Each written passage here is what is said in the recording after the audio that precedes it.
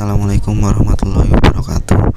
Perkenalkan, nama saya Risa Satur Andino dari kelas 10 PPLG 1. Saya akan mempresentasikan tugas informatika, yaitu penjelasan tentang Python. Mengapa harus belajar Python? Yang pertama, bahasa pemrograman yang friendly pada pemula. Yang kedua, tingkat fleksibilitas yang tinggi. Yang ketiga, sintaks sederhana dan memiliki sifat open source. Pengertian Python. Python sendiri adalah bahasa pemrograman populer yang dapat digunakan untuk berbagai hal, mulai dari membangun website, menganalisa data seperti data science, proses scripting, hingga pembuatan game. Kemudian ada fungsi Python. Yang pertama, membangun aplikasi, yaitu aplikasi berbasis web, mobile, dan desktop. Yang kedua, data science, untuk mengolah hal-hal berkaitan dengan data. Yang ketiga, data analis, untuk menganalisa data yang dihasilkan. Yang keempat, machine learning, untuk dirancang agar bisa belajar sendiri.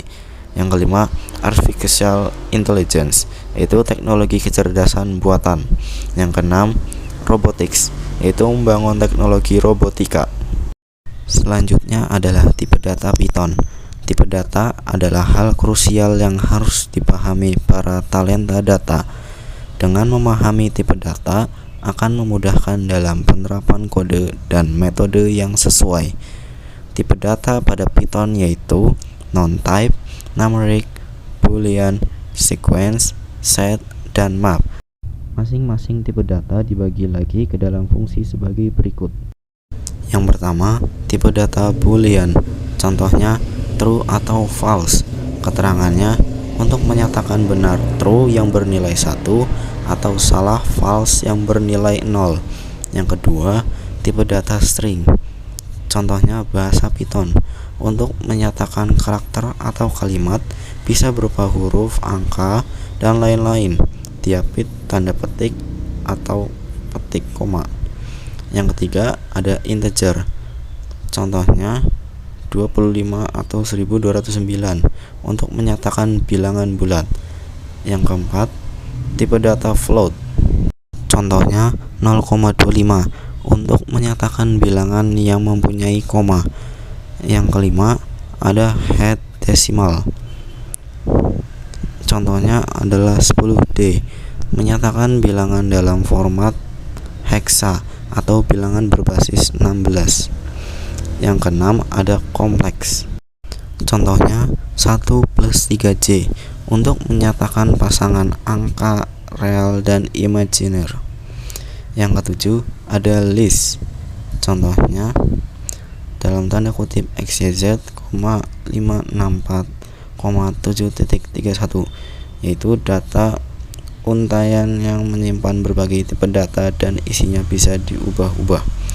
Yang ke-8, ada tuple. Contohnya ada 212,5.12, yaitu data uraian yang menyimpan berbagai tipe data tapi isinya tidak bisa diubah. Yang terakhir adalah dictionary. Contohnya adalah buah, mangga, biji, atau satu. Untuk data uraian yang menyimpan berbagai tipe data berupa pasangan, petunjuk, dan nilai. Selanjutnya adalah variabel Python. Terdapat beberapa aturan penulisan variabel, yaitu yang pertama, 6 variabel boleh diawali menggunakan huruf atau garis bawah dan tidak dapat dimulai dengan angka seperti 0,9. Contoh, nama saya, nama.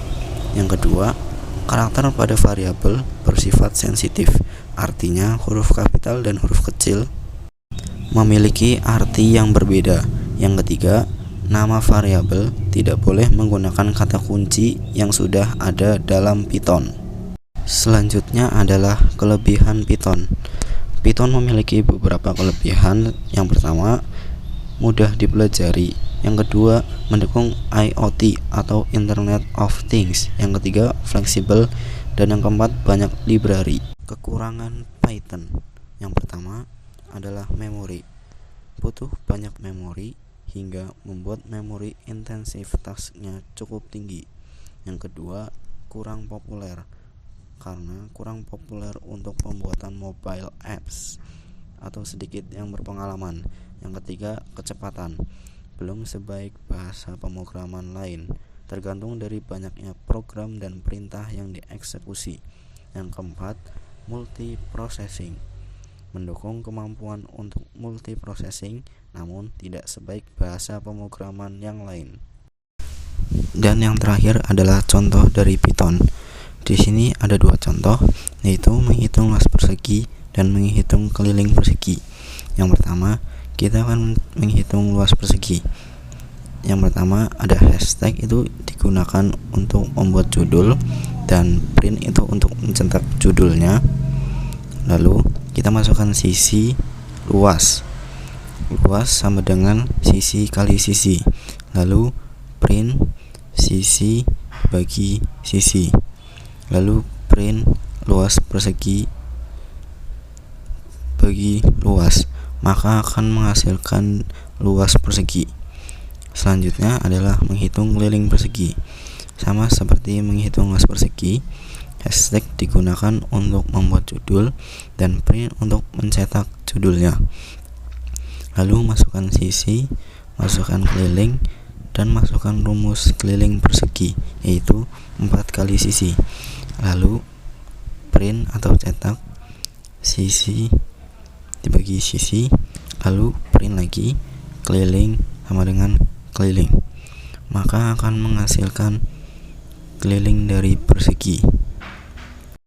Sekian materi Python yang dapat saya sampaikan. Kurang lebihnya saya mohon maaf.